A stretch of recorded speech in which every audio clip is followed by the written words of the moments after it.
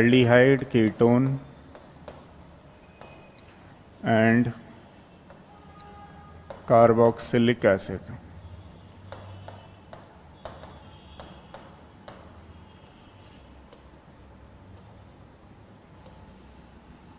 Chemical properties चल रही थी हमारी।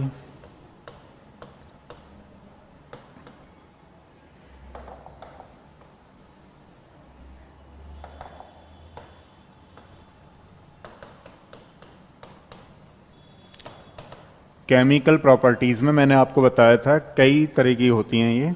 जैसे हमारा फर्स्ट में कौन सा चल रहा था, न्यूक्लियोफिलिक एडिशन, ठीक है, और एडिशन एलिमिनेशन रिएक्शन भी चल रही थी, ये ख़त्म कर ली थी। सेकंड वाला क्या चल रहा था हमारे पास, सेकंड वाला चल रहा था हमारे पास रिएक्टिविटी, ठीक है, रिएक्टिविटी हमारी खत्म हो गई। Nucleophilic addition, addition elimination reaction finish हो गई थी। थर्ड वाला कौन सा है, रिप्लेसमेंट ऑफ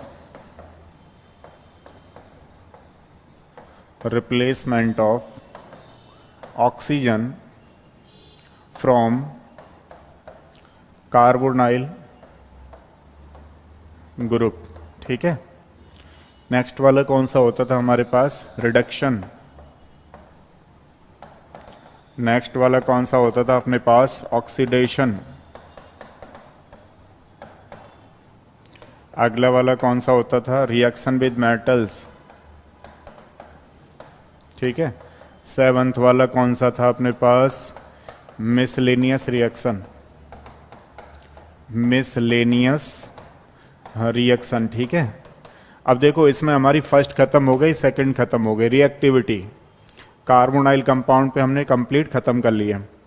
अब हमारे पास है replacement of oxygen from carbonyl group. Third वाले की अगर बात करें तो रिप्लेसमेंट कैसे देखते हैं, देखो थर्ड वाली प्रॉपर्टीज है हमारे पास, replacement of oxygen from carbonyl group.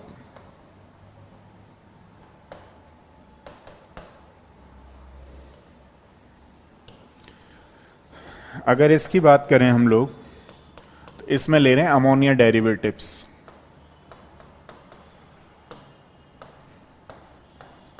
Ammonia derivatives है ना। अब अमोनिया डेरिवेटिव्स यानी कि इसमें जो कार्बोनाइल में हमारे पास ऑक्सीजन है,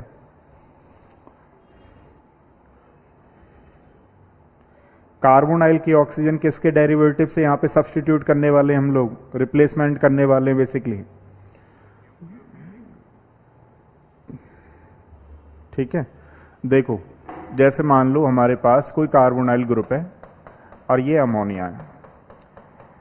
अब क्या होगा, इस अमोनिया को क्या मैं ऐसे लिख सकता हूं, NH2, फिर क्या होगा यहां पे कि H2O निकल जाएगा, ये H2 है, तो इस तरीके से यहां से H2 निकल जाए तो हमारे पास क्या बचा, लाइक दिस NH।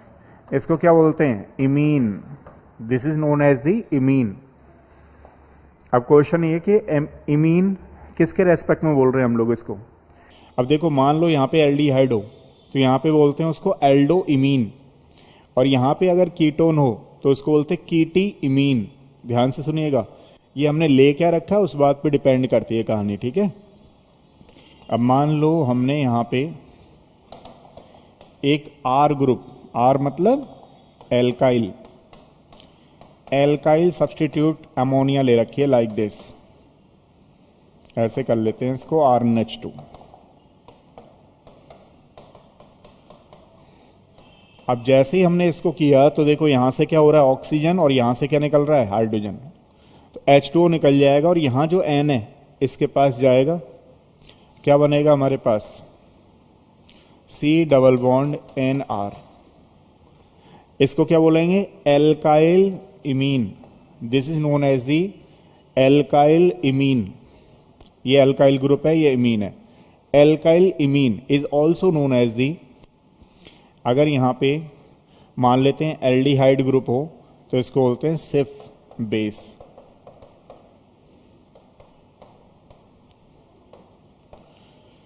दोबारा से सुनिएगा, इसके रेस्पेक्ट में मैं थोड़ा हाइड्रोजन ले लेता हूं, ज़्यादा सही है। तो एल्डिहाइड अगर है हमारे पास और प्राइमरी अमीन है, उसका डेरिवेटिव है, तो उसके केस में हम लोग इसको क्या बोलने वाले हैं, सिफ बेस। ठीक है, एल्डी इमीन। लेकिन अगर यहां पे कीटोन है तो उसके रेस्पेक्ट में हम लोग क्या बोलेंगे, एल्काइल कीटी इमीन, लेकिन वो सिफ बेस नहीं होगा, ये ध्यान रखना है आपको। एक हमारे अमोनिया के हो गया प्राइमरी अमीन। नेक्स्ट देखो, नेक्स्ट क्या है हमारे पास, मान लो एल्डिहाइड या कीटोन है, ये वाला सारे बच्चे जानते होंगे लगभग, इसको बोलते हैं hydrazine. This is known as the hydrazine. अब हाइड्रोजीन की आप रिएक्शन कराओगे तो यहां से और यहां से H निकले, H2 निकलेगा, तो हमारे पास क्या बना, NH2। इसको क्या बोलने वाले हैं, हाइड्रोजोन। अब किसका हाइड्रोजोन है, मान लो आपने यहाँ पे एल्डिहाइड ले रखा है तो उसको बोलेंगे एल्डिहाइड हाइड्रोजोन। अगर आपने कीटोन ले रखा है तो बोलेंगे keto hydrazone. This is known as the hydrazone. ठीक है, हमने ले क्या रखा है उस बात पे डिपेंड करती है चीजें। ये हाइड्रोजीन है। अगर हम लोग यहाँ पे बात करें इसकी, तो देखो इसको बोलते हैं hydroxyl amine. This is known as the hydroxyl amine. Hydroxyl amine में क्या है, यहाँ से O निकालो, यहाँ से H2 निकाल दो, तो हमारे पास बनेगा NOH। इसको क्या बोलते हैं हम लोग, ऑक्साइम। आप ध्यान से सुनो, ऑक्साइम का मतलब क्या होता है, जैसे मान लो यहाँ एल्डिहाइड ले रखा होता हमने, अभी तो बेसिकली कीटोन है, CH3 लगा हुआ है। अगर मान लो यहाँ पे H कर दें हम तो उसको बोलेंगे एल्डिहाइड ऑक्साइम, एल्डो ऑक्साइम। अगर यहाँ पे कीटोन ले लें तो उसको बोलेंगे कीटो ऑक्साइम। ये ध्यान रखना है, तो मैंने कॉमन लिख दिया आपके लिए। ठीक है, हाइड्रोक्सिल एमीन से रिएक्शन कराओगे तो ऑक्साइम बनेगा। अब देखना ये है कि आपने ले क्या रखा था रिएक्शन करने के लिए। नेक्स्ट देखिए,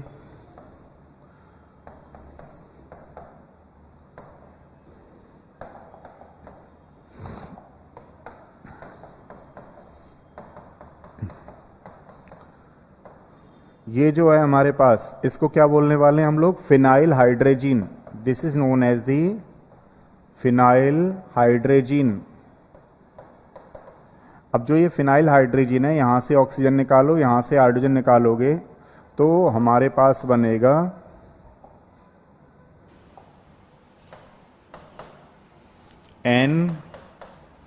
NH लाइक दिस। इसको क्या बोलने वाले हो आप लोग, फिनाइल हाइड्रोजोन। Phenyl hydrazone. ठीक है, इस बात का भी आपको ध्यान रखना है। मान लेते हैं हमारे पास कोई कार्बोनाइल ग्रुप है और हमने ले रखा है यहाँ पर 2,4 फिनाइल हाइड्रोजोन, 2,4। ठीक है, तो इसको बोलते हैं DNP। DNP मतलब 2,4 dinitro phenyl, 2,4 dinitro phenyl hydrazine. अब देखो यहाँ क्या होगा कि यहाँ से निकालो ऑक्सीजन और यहाँ से निकालो हाइड्रोजन, तो जब वाटर मॉलिक्यूल निकल जाएगा तो हमारे पास क्या रह गया, NH।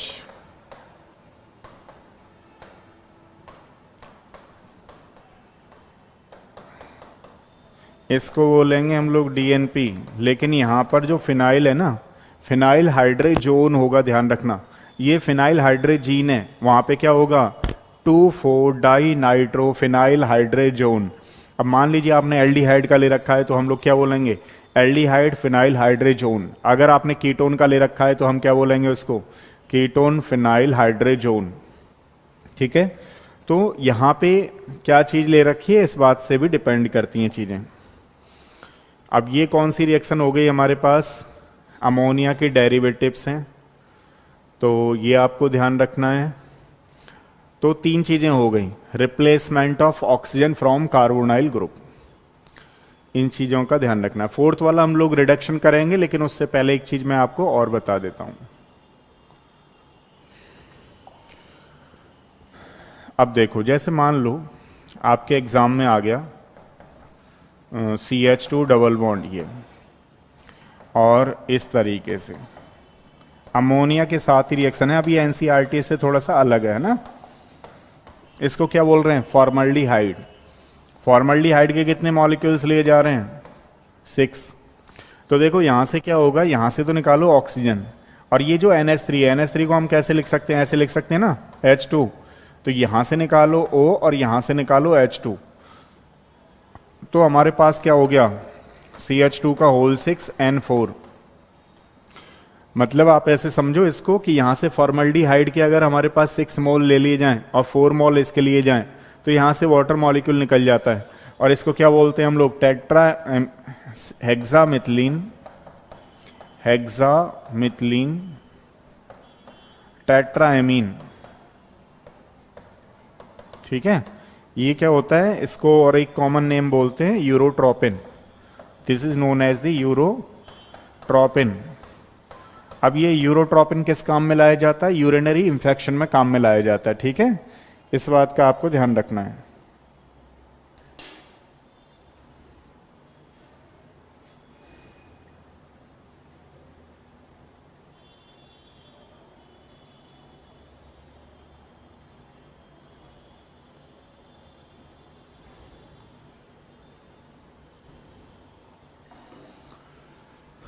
चलो ठीक है, नेक्स्ट वाला करते हैं रिडक्शन ना।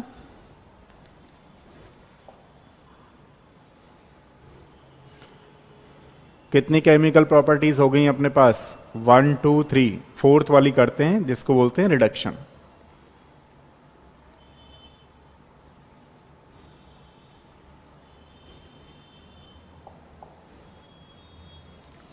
तो देखिए, अगर हम लोग रिडक्शन की बात करें तो रिडक्शन अपने पास 2 टाइप का होता है। एक तो होता है इनकम्प्लीट रिडक्शन बोल लेते हैं, या रिडक्शन टू एल्कोहल बोल लेते हैं इसको, यानी कि एल्कोहल तक ही रिडक्शन होगा, रिडक्शन टू एल्कोहल। दूसरे वाले को क्या बोलेंगे हम लोग, रिडक्शन टू हाइड्रोकार्बन्स, हाइड्रोकार्बन्स तक का रिडक्शन। ठीक है, तो यानी कि हमारे पास एल्डिहाइड कीटोन में 2 टाइप का रिडक्शन होता है। नंबर 1 जो रिडक्शन है वो कहां तक जाएगा, एल्कोहल तक, और नंबर 2 जो रिडक्शन है वो कहां तक जाएगा, हाइड्रोकार्बन। तो हमें सबसे पहले क्या पता होना चाहिए इसके लिए, रिड्यूसिंग एजेंट। तो इसमें कौन कौन से रिड्यूसिंग एजेंट एक पार्ट करते हैं वो आपको पता होना बहुत जरूरी है। तो सोडियम बोरोहाइड्राइड, ठीक है। दूसरा वाला क्या है हमारे पास, लिथियम एल्यूमिनियम हाइड्राइड। अगर ये डाले हुए हैं तो कार्बोनाइल ग्रुप कहां तक रिडक्शन होगा, ओनली एल्कोहल। जैसे फॉर एग्जांपल मान लीजिए हमारे पास ये कार्बोनाइल ग्रुप है, इन दोनों में से कोई भी एक रिएजेंट आपने यूज किया तो हमारे पास ये बनेगा अपना, कार्बन को कम नहीं करना है, ध्यान रखना। पता लगा कि यहाँ 3 कार्बन है तो वहाँ 3 कार्बन होने, लेकिन ये जो कार्बोनाइल ग्रुप है यानी एल्डिहाइड कीटोन है वो क्या बनेगा हमारे पास, वो बनेगा एल्कोहल। अब जैसे फॉर एग्जांपल ये हमारे पास कीटोन है, तो आप लोग देखिए कि अगर प्राइमरी एल्डिहाइड का हमने रिडक्शन कराया तो कौन सा एल्कोहल बन रहा है हमारे पास, प्राइमरी 1 डिग्री एल्कोहल। अगर हमने कीटोन का रिडक्शन कराया, कीटोन के रिडक्शन कराने पर हमारे पास क्या बन रहा है, this is the reduction of ketone, तो ये बन रहा है हमारे पास 2 डिग्री। क्लियर है यहां तक की कहानी। अगर एल्डिहाइड का रिडक्शन कराएंगे तो 1 डिग्री प्राइमरी अल्कोहल बनेगा, और अगर हम लोग कीटोन का रिडक्शन कराएंगे तो 2 डिग्री यानी कि सेकेंडरी अल्कोहल बनेगा। ये बात चल रही है हमारे पास रिडक्शन की। अब देखो इसका दूसरा वाला पार्ट है, यानी बी वाला पार्ट है इसका हाइड्रोकार्बन तक का रिडक्शन। रिडक्शन टू हाइड्रोकार्बन्स, तो इसके लिए हमें 3 रिएजेंट का यूज करना होता है। पहला है अपने पास NH2 KOH। इसमें एक नेमिंग रिएक्शन होती है यूज, यानी कि इसको, ये बेस है स्ट्रॉन्ग, ये हाइड्रोजीन है, इसको बोलते हैं जब बेस के साथ होती है तो Wolff Kishner reduction. Kishner reduction ध्यान रखना। अच्छा, जब बेस के साथ यूज होगी तो बेस मतलब वोल्फ किस्नर रिडक्शन। अब देखो यहां क्या होगा, जिंक अमलगम के साथ साथ एसिड है। अब एसिड यानी कि इसमें जो रिडक्शन होगा उसको बोलते हैं क्लीमेंसन रिडक्शन, ठीक है। अब तीसरा वाला और होता है, उसका भी ध्यान रखना है आपको, रेड फास्फोरस के साथ HI। तो अगर हम बात करें यहां पे कि हमारे पास कोई कार्बोनाइल ग्रुप है लाइक दिस CH3CHO, एल्डिहाइड है, हमने इन तीनों में से कोई एक रिड्यूसिंग एजेंट यूज कर रखा है, तो ये जो एल्डिहाइड कीटोन है ये किस में कन्वर्ट हो जाएगा बताओ? एल्डिहाइड कीटोन फर्दर रिडक्शन हो जाएगा और ये बनेगा। अब ये एल्डिहाइड हो गया, ये कार्बोनाइल कंपाउंड कंप्लीटली हाइड्रोकार्बन में कन्वर्ट हो चुका है।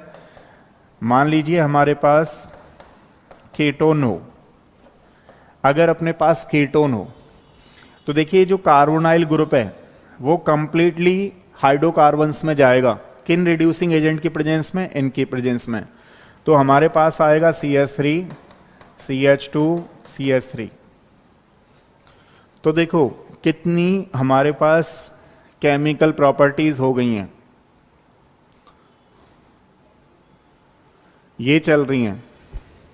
नंबर 1 न्यूक्लियोफिलिक एडिशन रिएक्शन मैंने पहले वाले लेक्चर में डाल रखा है, किसी बच्चे ने अगर ना देखा हो तो वो देख सकता है। सेकंड वाला कौन सा हो गया अपने पास? रिएक्टिविटी। ये दोनों केमिकल प्रॉपर्टीज लास्ट वाले वीडियो में। आज हमने किया है replacement of oxygen from carbonyl compound, ये हमारा खत्म हो गया। दूसरी वाली प्रॉपर्टीज खत्म हो गई, रिडक्शन। अब करते हैं पहले ऑक्सीडेशन, ठीक है।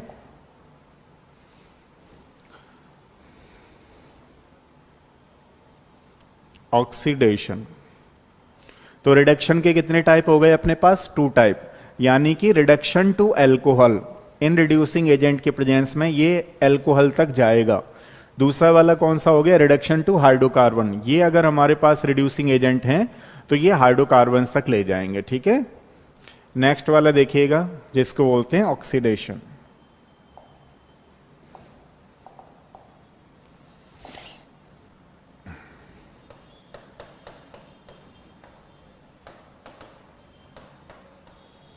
ऑक्सीडेशन, अब यहां पे क्या होता है कि ऑक्सीडेशन बेसिकली रिड्यूसिंग एजेंट के हिसाब से हम अगर देखें तो एक है हमारे पास एल्डिहाइड, एक है हमारे पास कीटोन। रिड्यूसिंग एजेंट नहीं बोलेंगे, ऑक्सीडाइजिंग एजेंट बोलेंगे। तो ऑक्सीडाइजिंग एजेंट के बेसिस पर, क्योंकि ऑक्सीडेशन करने के लिए कौन सी चीजें यूज करनी है हमें? Oxidising agent. ऑक्सीडाइजिंग एजेंट के बेसिस पर हम ये कह सकते हैं कि जो हमारे पास एल्डिहाइड है, ध्यान से सुनना क्या बोल रहा हूं, जो एल्डिहाइड है वो माइल्ड ऑक्सीडाइजिंग एजेंट, माइल्ड मतलब बहुत ही कम, जिसको बीक बोल सकते हो आप लोग, mild oxidising agent as well as strong oxidising agent, both के साथ ऑक्सीडेशन करा देते हैं या हो जाते हैं। लेकिन जो कीटोन है, कीटोन माइल्ड ऑक्सीडाइजिंग एजेंट के साथ ऑक्सीडाइज नहीं होता है, यानी कि ये केवल और केवल स्ट्रॉन्ग ऑक्सीडाइजिंग एजेंट के साथ ऑक्सीडाइज होता है। इसलिए इन दोनों में एक डिस्टिंग्विश टेस्ट भी आ जाता है, ठीक है, ध्यान से सुनना। तो एल्डिहाइड क्या है? ये माइल्ड एज वेल एज मतलब weak oxidising agent as well as strong oxidising agent, दोनों के साथ क्या हो रहा है? ऑक्सीडाइज हो रहा है। अब वीक ऑक्सीडाइजिंग एजेंट कौन से होते हैं? जैसे कि टॉलरेंस रिएजेंट, जैसे कि फेलिंग सॉल्यूशन, ये वीक ऑक्सीडाइजिंग एजेंट हैं जिसको हम लोग माइल्ड ऑक्सीडाइजिंग एजेंट के नाम से भी जानते हैं। और कीटोन मतलब स्ट्रॉन्ग के साथ होगा, जैसे कॉन्सेंट्रेटेड HNO3, KMNO4, K2Cr2O7, ये जो हैं स्ट्रॉन्ग ऑक्सीडाइजिंग एजेंट हैं। तो इनमें ये टॉलरेंस रिएजेंट देता है, वो नहीं देता है। तो ये डिस्टिंग्विश टेस्ट हो गए, बोर्ड के लिए बहुत इंपॉर्टेंट है, ध्यान रखना। तो aldehyde is the good reducing agent as compare to ketone, क्योंकि मान लो इनके साथ रिएक्शन किसकी हो रही है, ऑक्सीडाइजिंग एजेंट, तो ये खुद में किसकी तरह काम करते हैं, as a reducing agent. So आप कह सकते हो कि जो एल्डिहाइड है वो गुड रिड्यूसिंग एजेंट है एज कंपेयर टू कीटोन। ऐसा क्यों? क्योंकि इसने ये जो होता है ये weak oxidising agent as well as strong oxidising agent दोनों के साथ रिएक्शन करता है। ठीक है, तो पहले ले लेते हैं इसकी रिएक्शन, माइल्ड यानी weak oxidising agent.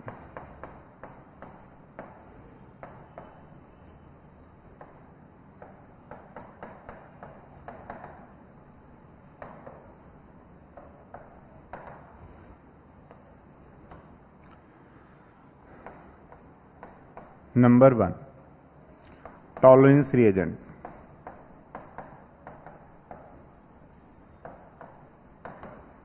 Tolerance reagent test अगर हम लोग देखें तो देखो एल्डिहाइड देता है, कीटोन नहीं देता है, जैसा कि हम उसमें हो रही है, उस वाले में, उस वाले। तो टॉलरेंस रिएजेंट टेस्ट, तो टॉलरेंस रिएजेंट टेस्ट क्या होता है, freshly precipitate ammoniacal silver nitrate होता है, ध्यान रखना, freshly precipitate ammoniacal silver nitrate. एक मिनट,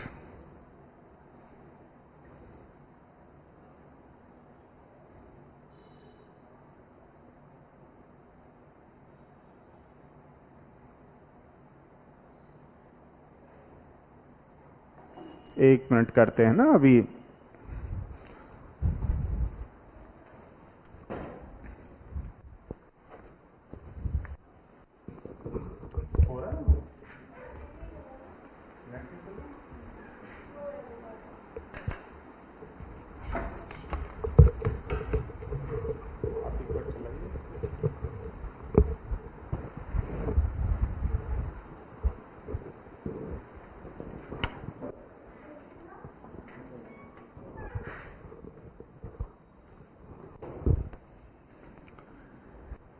चलिए देखिए, हम लोग यहां पर कर रहे थे टॉलरेंस रिएजेंट।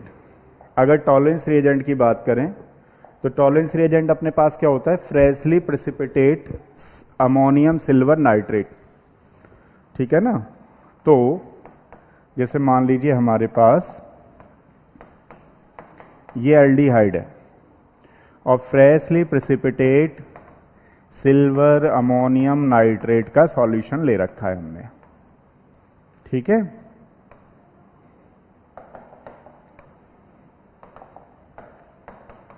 अब इसमें क्या है, बेस यूज कर रहे हैं, ध्यान रखना। ये नंबर ऑफ मोल्स तो मैं आपको हिट एंड ट्रायल मेथड में बता दूंगा कितने यहां पे लेने, मतलब बैलेंस कैसे करना है इक्वेशन को। ठीक है, वो तो हो ही जाएंगे।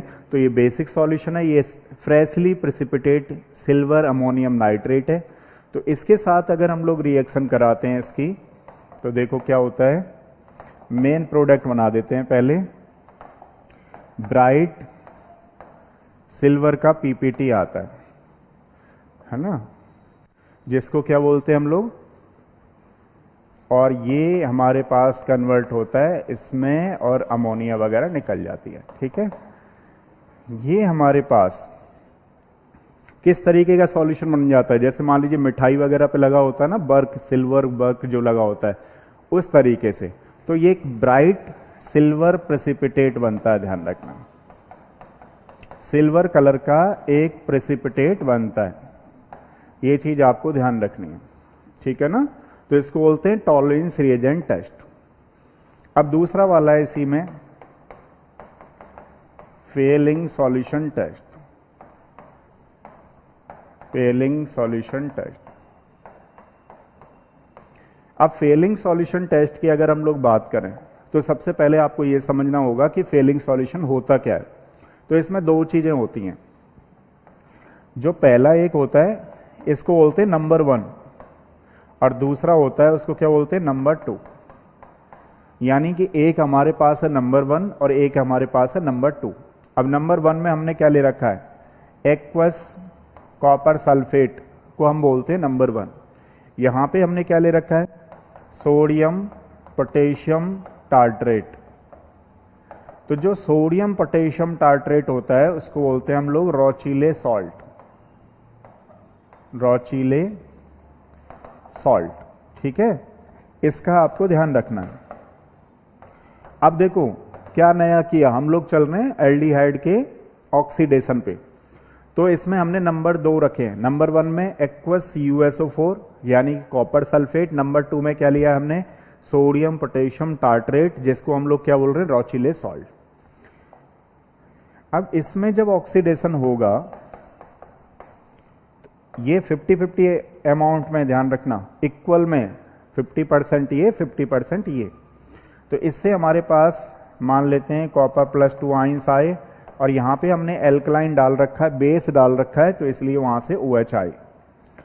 तो हमारे पास क्या बनेगा, Cu2O प्लस दिस। ठीक है, और Cu2O जो होगा वो क्या होगा, ब्राउन रेड प्रेसिपिटेट आएगा इसका, ब्राउन रेड PPT, जिससे क्या कंफर्म हो जाता है कि यहाँ पर एल्डिहाइड प्रेजेंट है। मान लीजिए अगर यहाँ पे कीटोन होता तो ये किसी भी तरीके का कोई भी टेस्ट नहीं आता, तो इससे भी डिस्टिंग्विश हो जाता, कीटोन हो जाता, नहीं हो जाता।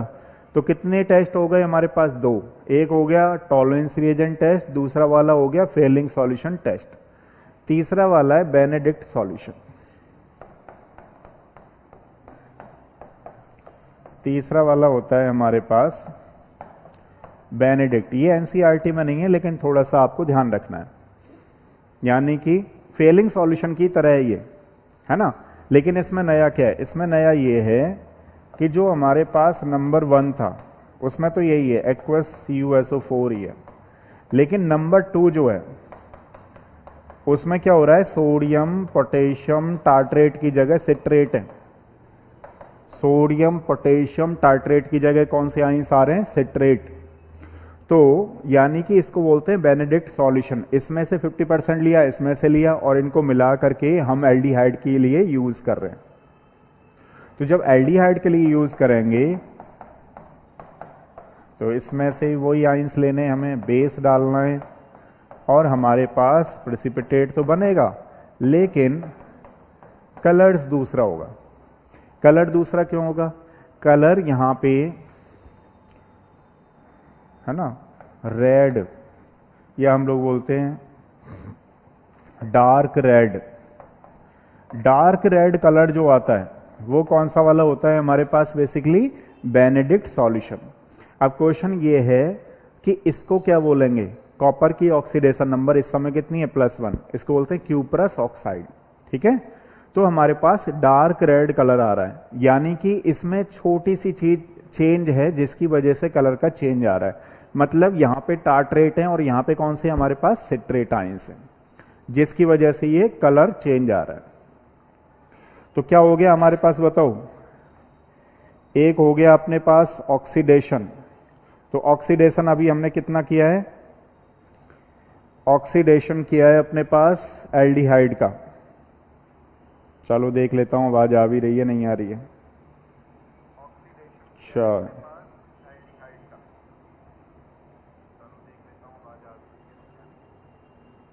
चलो देखो, एक चीज यहां तक क्लियर है आप लोगों को।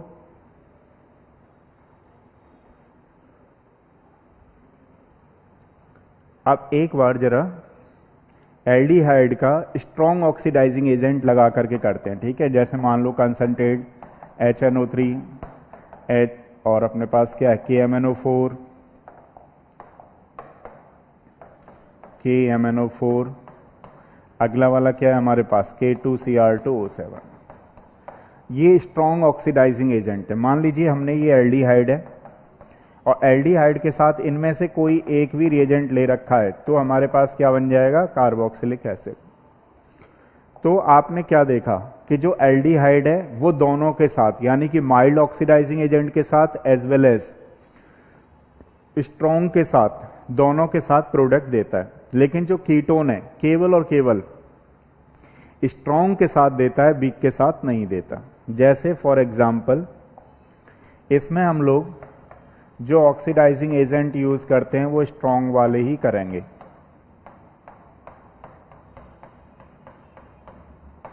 जैसे लाइक दिस। अब मान लीजिए हमने इनमें से कोई भी ऑक्सीडाइजिंग एजेंट डाल दिया है, तो यहां से ये क्लीवेज होगा, और क्लीवेज होने के बाद इसमें तो CO2 वगैरह बन के निकल जाएंगी। ये बन जाएगा हमारे पास लाइक दिस, ठीक है, CO2 प्लस H2। तो इसका फर्दर ऑक्सीडेशन हो रहा है CO2 वगैरह में बनने के लिए, और इनका आपको समझ रहे हो फॉर्मिंग, यानी इथेनोइक एसिड में कन्वर्ट हो जाएगा। ये हमारे पास कौन सा सिमेट्रिकल कीटोन है। अगर मान लो अनसिमेट्रिकल कीटोन हो तो उस पर क्या यूज होता है, एक रूल होता है, इसको बोलते हैं पॉपअप रूल। अब ये अनसिमेट्रिकल कीटोन हो गया। अनसिमेट्रिकल कीटोन किसको बोल रहे हैं, इधर की तरफ तो मिथाइल है बट इधर की तरफ क्या है, इथाइल है। तो पॉपअप रूल कहता है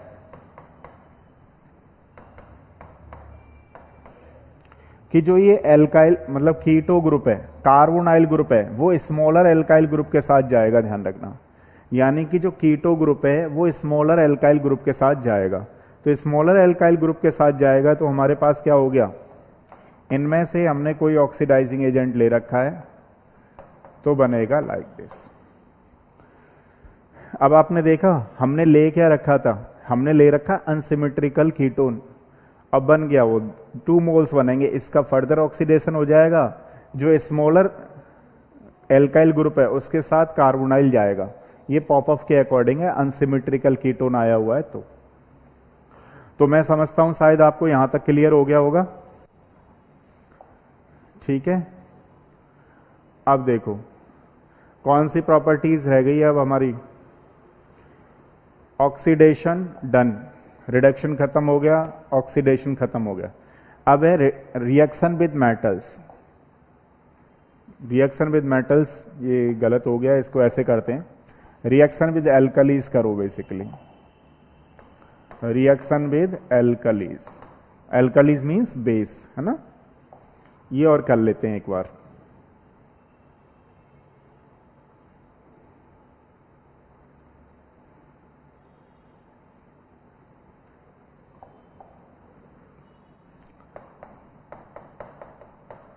रिएक्शन विद एल्कलीज। अब एल्कलीज की अगर हम लोग बात करें तो देखो इसमें क्या होता है, नंबर 1 चलता है aldol condensation. Aldol condensation,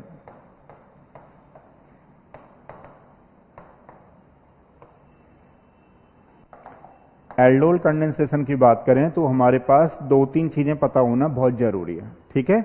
alkalis मतलब बेस के साथ चल रही हैं, तो 2-3 चीजें कौन सी पता होनी चाहिए। सबसे पहले तो इसमें alpha carbon must be present, must be present. एक तो अल्फा कार्बन होना चाहिए, दूसरा स्ट्रॉन्ग बेस होना चाहिए, तीसरा इसमें बीटा हाइड्रोक्सी कार्बोनाइल कंपाउंड बनेगा, ध्यान रखना, बीटा हाइड्रोक्सी कार्बोनाइल कंपाउंड, ठीक है। अगला alpha beta unsaturated carbonyl compound बनेगा, है ना। इन चारों को थोड़ा सा फोकस करो आप लोग। नंबर 1 क्या है हमारे पास, alpha carbon must be present, alpha carbon होना बहुत जरूरी है। दूसरा स्ट्रॉन्ग बेस होना चाहिए, तीसरा बीटा हाइड्रोक्सी कार्बोनाइल कंपाउंड बनेगा बीच में, है ना। और फाइनल प्रोडक्ट जो होगा alpha beta unsaturated carbonyl compound. 1 by 1 करके करते हैं, किस तरीके से आपको देखना है। जैसे मान लो मैं किसी बच्चे से पूछूं क्या यहाँ पे एल्डोल कंडेंसेशन लगेगा, तो आप कहोगे नहीं लगेगा। ये लास्ट वाली रिएक्शन चल रही है हमारी, रिएक्शन विद एल्कलीस। क्यों? क्योंकि देखो ये तो एक फंक्शनल ग्रुप हो गया, इसके पास वाला कोई कार्बन नहीं है, इसलिए इसको अल्फा कार्बन नहीं बोलेंगे, तो ये यहाँ अप्लाई नहीं होगा। तो हमारे पास क्या है, बेसिकली मैं आपसे पूछूं कि CH3 CHO ले रखा है हमने, लगेगा? तो आप कहोगे लगेगा। क्यों लगेगा? This is the alpha carbon hydrogen. अब देखो 1 बाई 1 करके इसका करते हैं। सबसे पहले तो मैं इसका पूरा डिटेल पढ़ा रहा हूं, फिर आपको शॉर्ट में बता दूंगा किस तरीके से होगा। मान लो ये इस तरीके से आया हुआ है, ठीक है, हमने इसमें बेस डाल दिया। मैकेनिज्म बता रहा हूं आपको पूरी।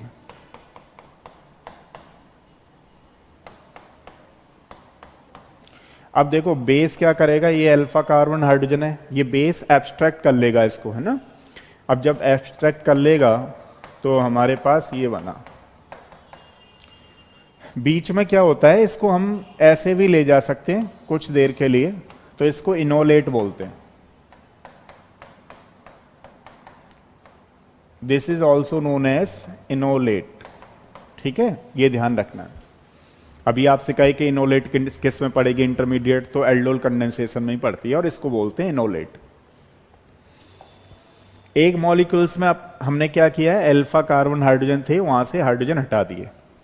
दूसरे वाले मॉलिक्यूल्स में क्या होंगे, पोलराइजेशन होगा। तो पोलराइजेशन मतलब ये नेगेटिव और ये पॉजिटिव। अब देखो जो ये पॉजिटिव है ये इस पे अटैक कर जाएगा। अब अटैक कर जाएगा तो हमारे पास क्या बना, हमारे पास बना CH3, ठीक है, ये यहां पे CO रह गया। इस H को थोड़ा इधर लिख लो, इससे नेगेटिव से जोड़ रहे थे, और ये बन गया CHO, ये यहां तक बना। अब मान लो हमने यहां पे हाइड्रोलिसिस करा दिया या प्रोटोनेशन, एसिड डाल दिया, तो एसिड उस पर लग जाएगा। तो इस चीज को हम लोग क्या बोलने वाले हैं, ये CH है पूरा और ये OH है, CH2 CHO है। सारे बच्चे जानते हैं कि अगर कार्बोनाइल का पहले वाला कार्बन है तो इसको अल्फा और इसको क्या बोलेंगे, बीटा। तो इसको क्या बोल रहे हैं, बीटा हाइड्रोक्सी कार्बोनाइल कंपाउंड। तो देखो ये रहा, इसको क्या बोलेंगे बेसिकली, ये मैंने आपको क्या लिखा हुआ है, बीटा हाइड्रोक्सी कार्बोनाइल कंपाउंड। बन रहा है नहीं बन रहा है, बिल्कुल बन रहा है। तो ये रहा बीटा हाइड्रोक्सी कार्बोनाइल कंपाउंड। अब तीसरा, इसको मान लो हमने हीट किया, तो हीट करने पे एलिमिनेशन रिएक्शन होगी, तो यहां से तो OH निकल जाएगा और यहां से H निकलेगा प्लस की फॉर्म में, नेगेटिव रह जाएगा, यहां पॉजिटिव। ये प्लस माइनस यहां पे क्या बना लेंगे, double bond, CH3 CH double bond CH CHO plus water निकल गया। अब इसके बगल वाले को क्या बोलते हैं, अल्फा, और इसके बगल वाले को बीटा। तो हम लोग क्या बोलेंगे, अल्फा बीटा, और डबल बॉन्ड आता है तो उसको क्या बोलते हैं, unsaturated. Alpha beta unsaturated carbonyl compound, ये आपको ध्यान रखना है, ठीक है। ये प्रोडक्ट बना हमारे पास। अब थोड़ा सा इसको देख लेते हैं। देखो ये फुलफिल हो रहा है नहीं हो रहा है, अल्फा कार्बन हमने लेकर के किया। दूसरा क्या है अपने पास, स्ट्रॉन्ग बेस। तीसरा वाला क्या है, बीटा हाइड्रोक्सी कार्बोनाइल कंपाउंड बना। फाइनल प्रोडक्ट क्या बना हमारे पास, alpha beta unsaturated carbonyl compound. अब इसको थोड़ा ट्रिक से सीखते हैं। अब जैसे मान लो मैंने आपसे इस मॉलिक्यूल को कहा था, इसके 2 मोल्स ले रखे हैं, तो आप क्या करो कि एक में तो ऐसे कर लो, एक में आपने ऐसे कर लिया और दूसरे मोल्स में आप ऐसे कर लो, ठीक है। अब यहां जैसे ही एल्कलीज डालोगे, NaOH डालोगे, तो यहां से क्या होगा, ये निकल गया। तो क्या बना अपने पास, CH3 CH double bond CH CHO, ठीक है। यही तो बन रहा था final product, alpha beta unsaturated carbonyl compound. मैंने ये बीच में, ये तो फाइनल आपको ऐसे समझा दिया, लेकिन ये हमने पूरी मैकेनिज्म के थ्रू इसलिए समझा था ताकि आपको एक आइडिया लग सके कि ऐसे इसमें एक बीटा हाइड्रोक्सी भी पड़ती है, ध्यान रखना, ठीक है, इंटरमीडिएट टाइप की। यहां तक क्लियर है। दूसरा वाला देखते हैं। दूसरा वाला आप बनाओ इसको ऐसे, CH3 CO CH3, एक तो हमारे पास ये है और एक है CH2 CO CH3। अब इसमें दोनों अल्फा हैं या नहीं है, और एल्डोल कंडेंसेशन हो जाएगा। मान लीजिए आपको यहां से वाटर निकाल देना है। जैसे ही वाटर निकालोगे तो क्या बन गया हमारे पास, CH3 CH3, यहाँ हो गया double bond CH CO CH3, इसका आंसर होगा। तो आपको जब ये समझ में आ गया कि ये एल्डोल कंडेंसेशन है तो आप बड़े आसानी से बता सकते हो इसको। ठीक है, एक क्वेश्चन और ले लेते हैं, नीट में आया हुआ है। आपके एग्जाम में ये क्वेश्चन आ गया था कि NaOH है तो कौन सी इसका प्रोडक्ट होगा। अब आप लोग पहले तो ये समझो कि ये एल्डोल कंडेंसेशन है या नहीं है। एल्डोल है क्योंकि ये वाला अल्फा है, अल्फा कार्बन है इसका। ठीक है, तो ये हो जाएगा। तो देखो क्या करना है इसमें, आपको कुछ नहीं, सिंपल करना था इसको। एक को तो यूं रखो और दूसरे को आपको क्या करना है, ऐसे रखना है। तो यहां से CH2 है ना, इधर से ऐसे निकाल दो। तो इधर से निकालोगे तो हमारे पास क्या बना,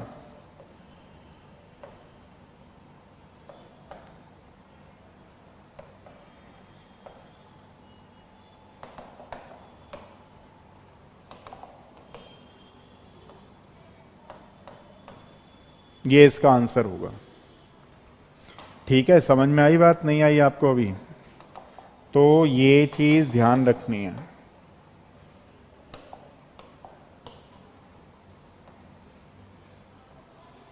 ये हमारे पास एल्डोल कंडेंसेशन। अब इसका दूसरा समझते हैं जिसको बोलते हैं cross aldol condensation. Cross aldol condensation का मतलब होता है दो अलग अलग मॉलिक्यूल्स का प्रेजेंट होना। दो अलग अलग मॉलिक्यूल्स में भी कौन से वाले मॉलिक्यूल्स, यानी अल्फा वाले, अल्फा कार्बन हाइड्रोजन वाले। ठीक है ना, तो देखो क्रॉस एल्डोल में, क्रॉस एल्डोल कंडेंसेशन में हम लोग क्या करने वाले कि सारी कंडीशन पहले जैसी होंगी, लेकिन पहली जो कंडीशन है वो उसमें थोड़ा सा चेंज होगा। Two different alpha carbon must be present. अब ऐसा कोई जरूरी नहीं कि दोनों में ही अल्फा कार्बन हाइड्रोजन हो, बिल्कुल कोई जरूरी नहीं है। किसी एक में है और किसी एक में नहीं है तो भी क्रॉस एल्डोल कंडेंसेशन ही माना जाएगा, ध्यान रखना। बाकी कंडीशन एक जैसी हैं सब कुछ। जैसे फॉर एग्जांपल मान लो ये आ गया आपके एग्जाम में, अब इसको हम क्रॉस एल्डोल कंडेंसेशन का नाम देंगे। क्यों देंगे? क्योंकि ये अलग मॉलिक्यूल्स है और ये अलग मॉलिक्यूल्स है। अब इसके प्रोडक्ट कैसे बनाएंगे, ये डिफरेंट मॉलिक्यूल्स में जहां जहां भी पॉसिबिलिटी है वहां पे बनाएंगे। ठीक है, ये ध्यान रखना है। अब जैसे एक आध बना के देखते हैं। CH3 CHO है मान लीजिए, एक है हमारे पास CH CH2 CO CH3, हमने ऐसे करके लिख दिया। NaOH है, आपको कंफर्म हो गया एल्डोल कंडेंसेशन है, यहां से वाटर निकाल दीजिए।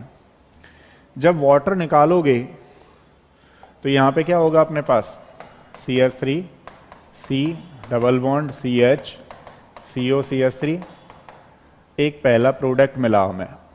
ठीक है, अब दूसरी पॉसिबिलिटी क्या है इसकी, दूसरी पॉसिबिलिटी है CH3 CHO लिया और यहां पे क्या करो आप CH3 CO, है ना, इसको ऐसे लिख लेते हैं। ये कीटोन जो है वो ऐसे ले लिया, ठीक है, और ये CH3 और ये CH2 ऐसे करके ले लिया। अच्छा,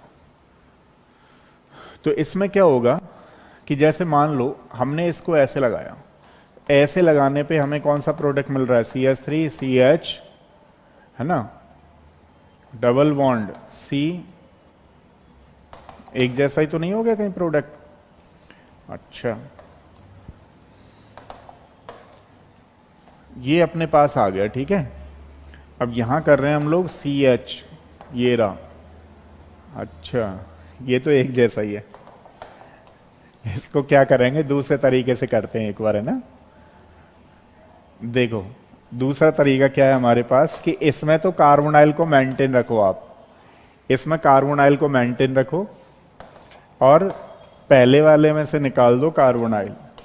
कीटोन है ना अपने पास, ये कीटोन है, ये CH3 है और ये CH3 है। अब इसमें से निकालते हैं जरा, ये CH है और ये CH2 है, ये CH है। अब यहां से निकालेंगे हम लोग, अब यहां से निकालेंगे ये पहला प्रोडक्ट, दूसरा प्रोडक्ट, अब दोनों डिफरेंट होंगे। देखिए आप लोग, CH3 डबल बॉन्ड CH, तो दो तो ये बनेंगे इस तरीके से, और इसके दो बनेंगे कैसे वाले कि जैसे मान लो आप यहां से निकालो और उसका ऑक्सीजन निकालो। अब क्वेश्चन ये आता है दिमाग में कि एक हमारे पास ये है और एक हमारे पास ये है, तो हम कैसे करें कि which one is the more stable. अगर स्टेबिलिटी वाली बात आ गई तो मैं ज्यादातर आप लोगों को समझाता रहता हूं कि जनरली होता क्या है, GOC है सब कुछ। GOC अगर आपकी चीजें सही हैं तो ये फिर आपको समझ में आती रहेंगी। जैसे मान लो आपको 4 प्रोडक्ट दे दिए इसी के और आपसे पूछा इसमें से स्टेबल कौन सा, मेजर कौन सा है, तो ये एल्कीन है। एल्कीन से कौन सा लगता है, हाइपर कॉन्जुगेशन। तो हाइपर कॉन्जुगेशन में यहाँ पे 6 अल्फा कार्बन हाइड्रोजन है, जबकि यहाँ पे कितने, ओनली 3। तो ये मेजर होगा और ये माइनर होगा। एक अगर कंडीशन आ जाती है तो का केस है, ये आपको ध्यान रखना है, ठीक है। तो हमारे पास रिएक्शन कौन सी चल रही है, एल्डोल या रिएक्शन विद एल्कलीज। एल्कलीज में पहली रिएक्शन हमारे पास कौन सी हो गई, एल्डोल कंडेंसेशन। अभी एक और कर लेते हैं क्योंकि फिर ये खत्म ही हो जाएगा। मिसलेनियस करके कल मैं आपको NCERT का कार्बोक्सिलिक एसिड पढ़ाऊंगा, ठीक है। तो मेरी तरफ से ये चैप्टर हो जाएगा। अब आपको करना है, आपने भी कर रखा है, बस थोड़ा सा गो थ्रू होना है आपको, ठीक है। अब एक है कानीजारो reaction,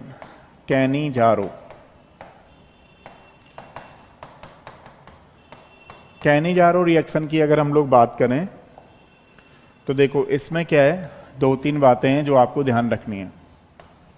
alpha carbon must B absent, दूसरा स्ट्रॉन्ग बेस, तीसरा कि अगर मान लीजिए इसमें 2 प्रोडक्ट बनेंगे, 2 प्रोडक्ट, ठीक है, alcohol and salt of carboxylic acid, salt of carboxylic acid, 2 product बनेंगे। इसी में बता देता हूं, फॉर क्रॉस के लिए आपको क्या ध्यान रखना होगा, फॉर क्रॉस कैनिजारो रिएक्शन,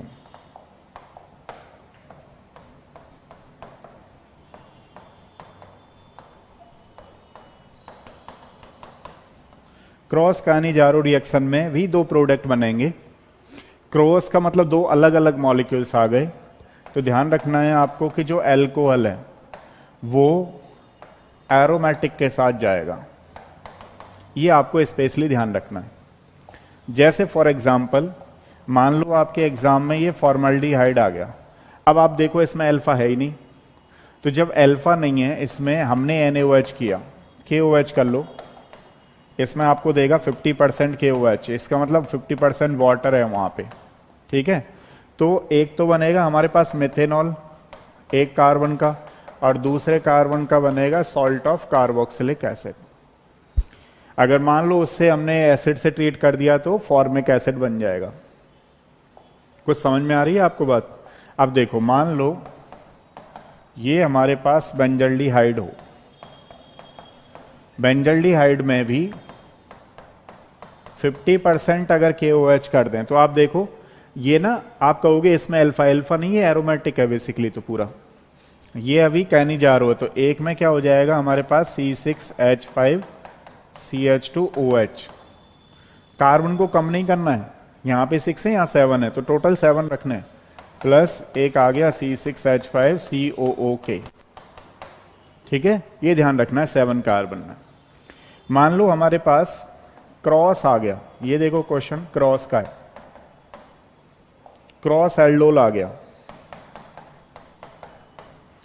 तो हम क्रॉस एल्डोल में क्या करेंगे, जैसा कि मैंने अभी आपको बताया था कि जो एरोमेटिक वाला है यानी जो रिंग वाला है उसके साथ एल्कोहल बना के आना है आपको।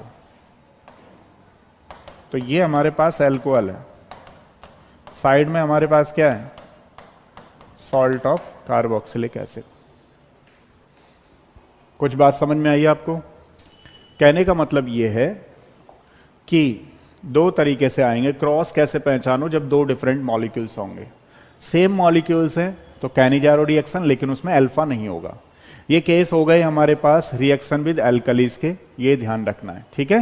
नेक्स्ट करेंगे कल मिसलेनियस के बाद मैं आपको कार्बोक्सिलिक कराऊंगा। बाकी एनसीईआरटी के पॉइंट ऑफ व्यू से तो सारे ये फिनिश हो गए।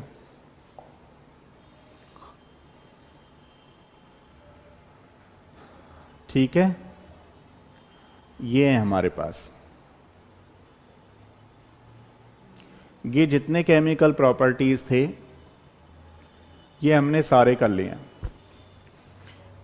अब एल्कलीज तक हो गया है, कल हम लोग करने वाले हैं मिसलेनियस, तो 2-4 हैं वो आपको एक्स्ट्रा हम बता देने हैं, बाकी कल हम लोग करेंगे कार्बोक्सिलिक एसिड। तो ये चैप्टर भी खत्म हो गया, आपका कोऑर्डिनेशन कंपाउंड ऑलरेडी हो रखा है, फिर मैं आपको कराऊंगा एमीन्स।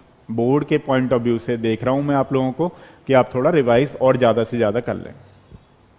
चलिए नेक्स्ट मिलते हैं, थैंक यू सो मच।